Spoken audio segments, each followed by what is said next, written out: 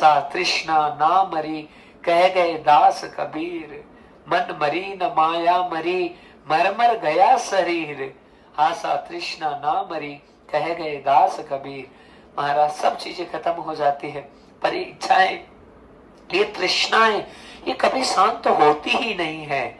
आज उस संत ने उस सदावर्ती महाजन के बेटे को मार दिया, उसका वध कर दिया और उसकी लाश को कहीं एक स्थान पर छुपा दिया।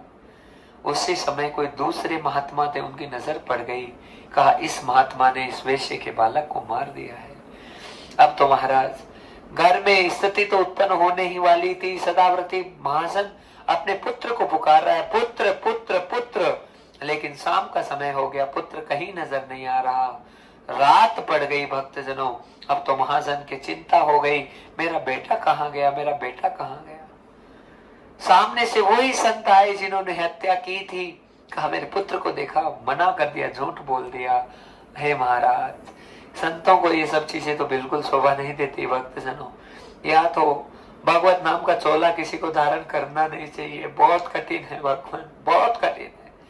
या तो धारण ना करें, और धारण कर लिया तो फिर उसका निर्वहन करने की आवश्यकता है। फिर चाहे स्थिति कैसी आए, परिस्थिति कैसी आए, एक स्थिति में बस दबे रहे, बने रहे। हर स्थिति में एक ही चीज हो कि अब कुछ भी हो जाए, मैं परमार्थ के लिए निकला हूं, तो मेरी एक एक श्वास मेरी नहीं है, मेरे ठाकुर जी की है। और कोई भी मेरी मदद, मेरे सामने मदद के लिए आए, तो बस उसके लिए मेरी एक एक श्वास बन जाए। भक्त जनों, यहाँ पर संत ने झूठ भी बोल दिया, कहा मुझे तो नहीं पता वो कहाँ है। इतने में दूसरा संत आ गए, आकर कहने लगे, हे महाजन, मुझे अच्छे से पता है कि तुम्हारे बेटे को किसने मारा है। हाँ, ये जो तुम्हारे सामने दयालु बन रहा है, सियाना बन रहा है, सही बन रहा है, इसने ही तुम्हारे बालक की हत्या की है।